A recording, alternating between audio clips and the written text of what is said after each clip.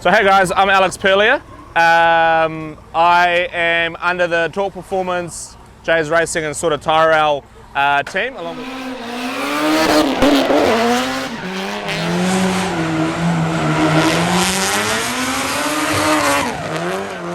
I've actually kept the 2-litre 4-cylinder that comes standard in these cars. It is now sleeved and built and everything, and I want to just keep pushing it higher and higher on the power side of things, you know. The ECU in this actually is the prototype that Link ECU finished the actual S200 plug-in on. So this was basically a standard car with AC, with everything, sort of 3 years ago. And it came into the Christchurch branch, and you guys, I guess, finished up the prototype ECU and got the car running and got it with the base map and everything. So, and it's still going.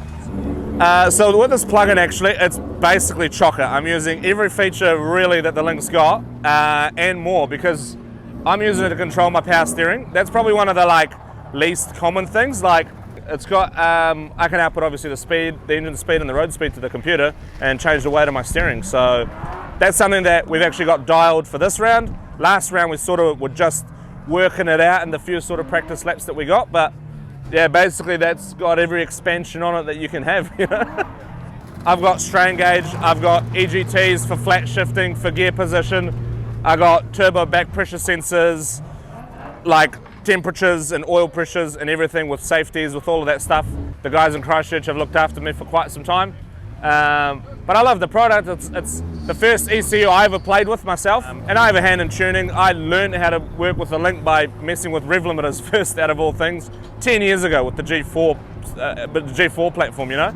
And I've tuned my own cars in the past and everything, you know, within reasons, and set my limits and stuff. Like the amount of time, actually, Link's saved my engine literally 3 or 4 times on its own. Like I've had oil lines come off, I've run out of fuel and things like that with high compression motors are a big no-no. So fuel and oil cuts, honestly, I feel like everyone should have them, genuinely, in every car, because these engines are just worth too much to mess with. So TurboCare, actually one of my sponsors, the longest sponsor that I've had. They've always basically kept the turbo on there. It's a 62mm Borg Warner.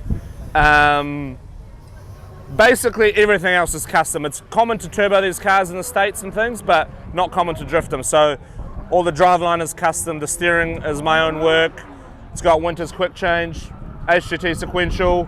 It's pushing 630 horsepower at the wheels at the moment, but it's still on the factory fuel lines. So literally the plastic EFI connector line. So after this round, it's getting a surge tank, pumps, dual fuel rails, which again, the Link, we're just going to run staged injection for the secondaries and turn it up until the turbo's maxed again, basically.